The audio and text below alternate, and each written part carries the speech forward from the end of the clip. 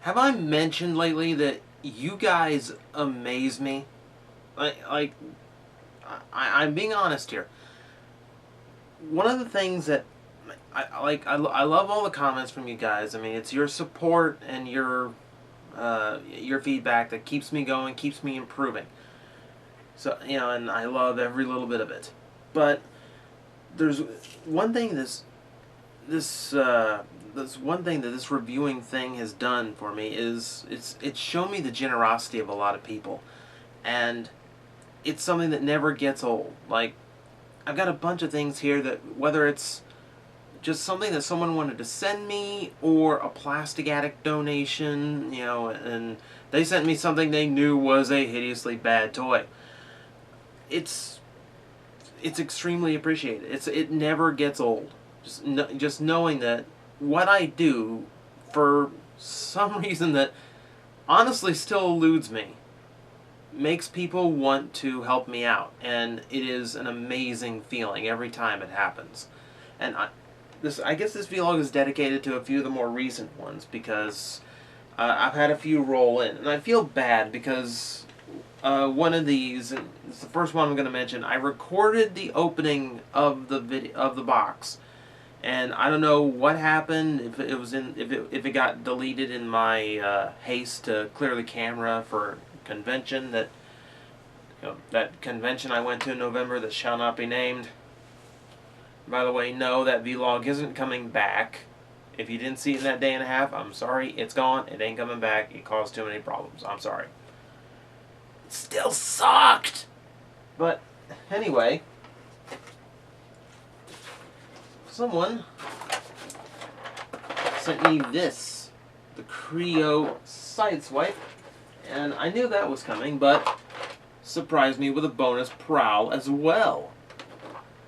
So I now have opinions on Creo at multiple sizes, which is kind of cool. And here's the thing, these came from Christopher all the way from Sweden. That's a long way to send some imitation Legos, and it's absolutely amazing of him that he did this.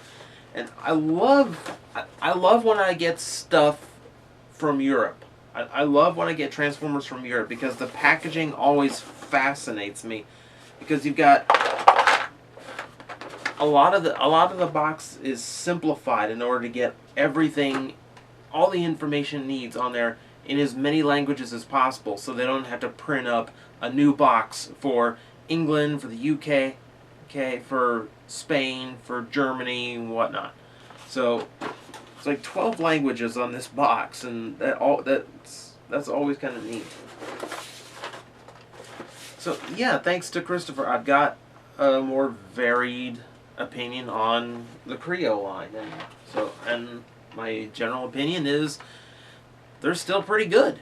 They make for very good Lego style play sets, and dramatically better than Built to Rule.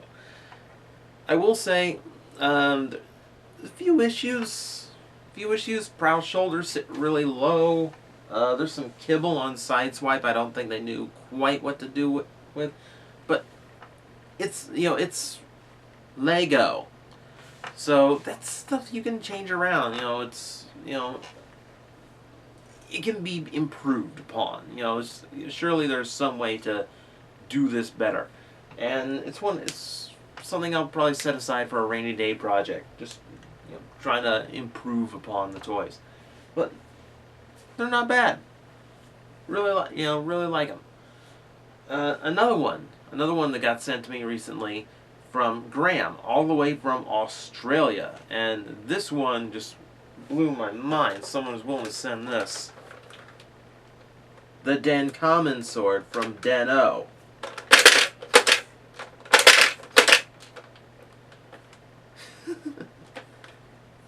Dude, this was awesome.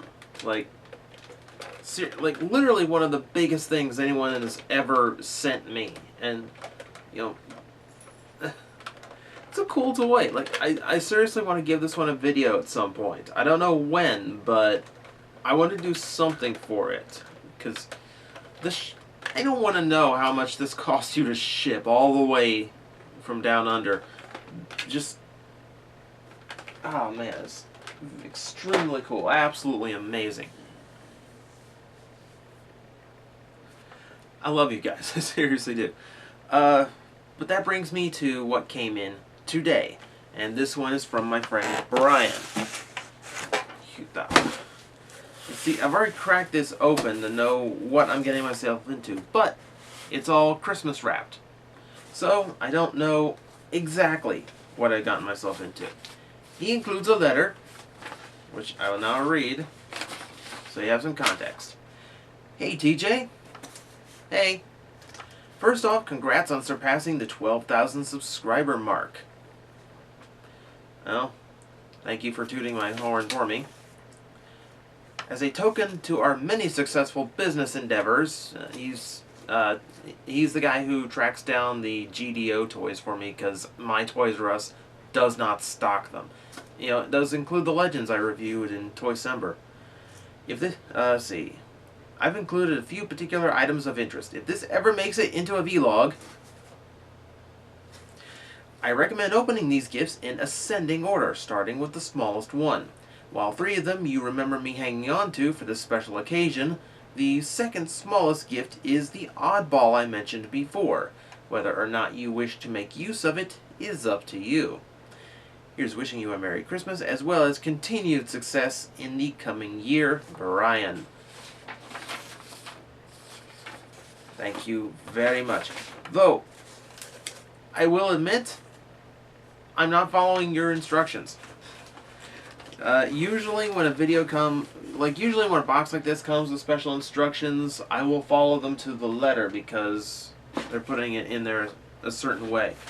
But in this case, he's right. 3 of these I pretty much know already. And then there's this one. This is the second smallest he mentioned. This is the oddball. I don't know what this is. That is going to the side, right there. Just barely in camera shot. And I'm going to go from there. For instance, smallest one. Oh.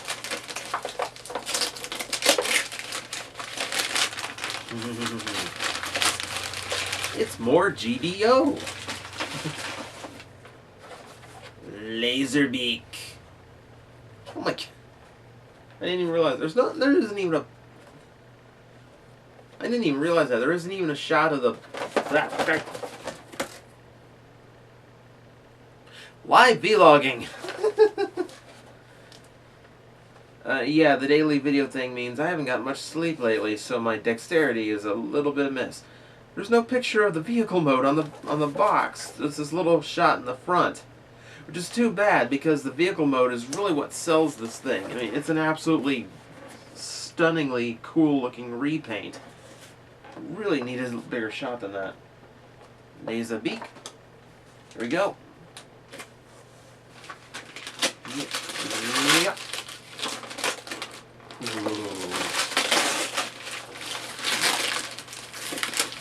It's a whole box of GDO.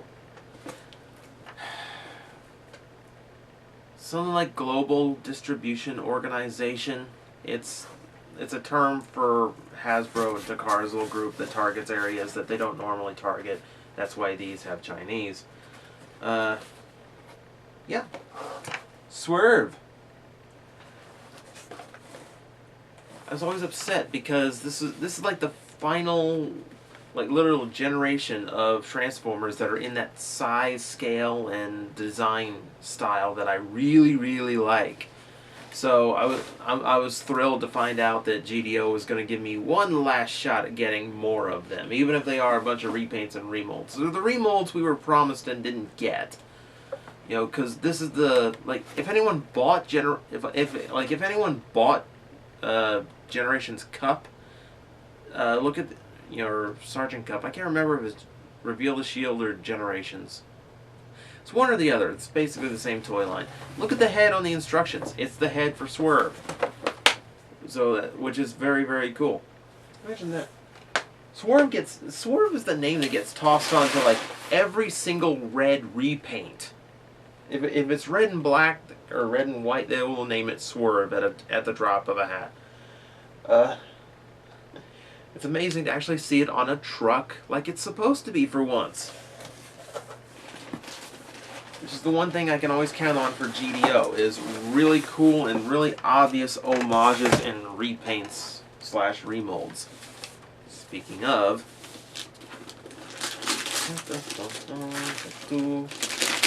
oh, that's pretty.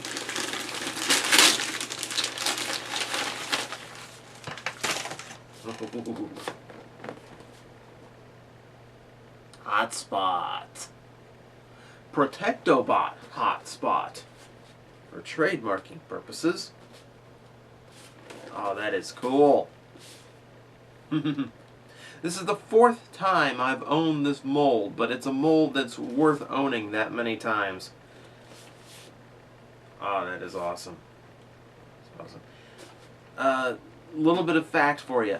One of the few G1 toys to survive my childhood is a G1 Hotspot. So this is very important to me to have the modern version. Very awesome. Very happy to have this.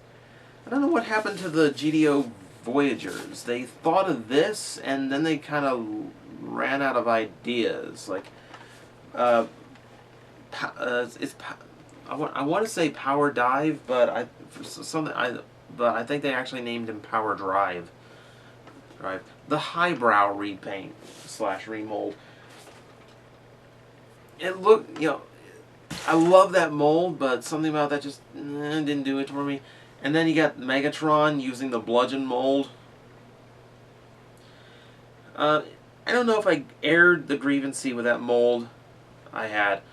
I know I did it on the WTF at TFW podcast over at TFW 2005. I couldn't tell you what episode though.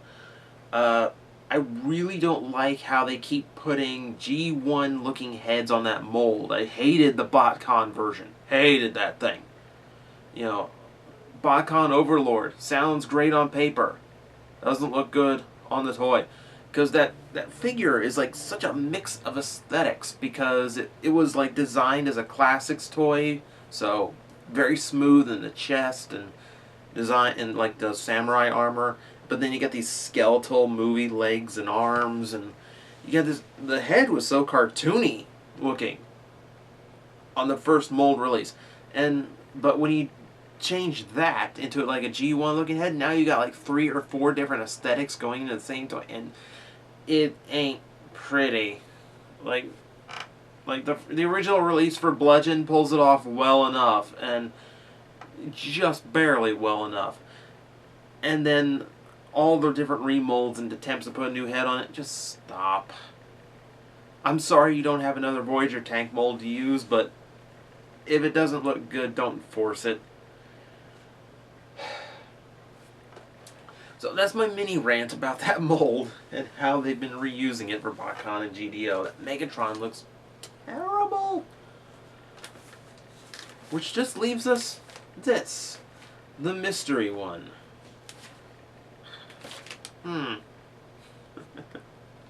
It ain't the first edition Viacon I was hinting at, but okay. Kidding. Not really. He hinted about what it might be, but I don't remember the conversation. Let's see here. See? Oh, it's a Transformer. Aww. Dude.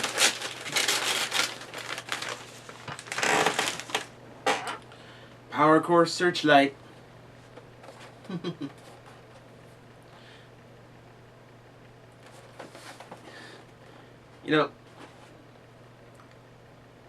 I will state this. When it comes to the stuff that and unfortunately Brian knows where I'm going with this. I'm sorry, dude.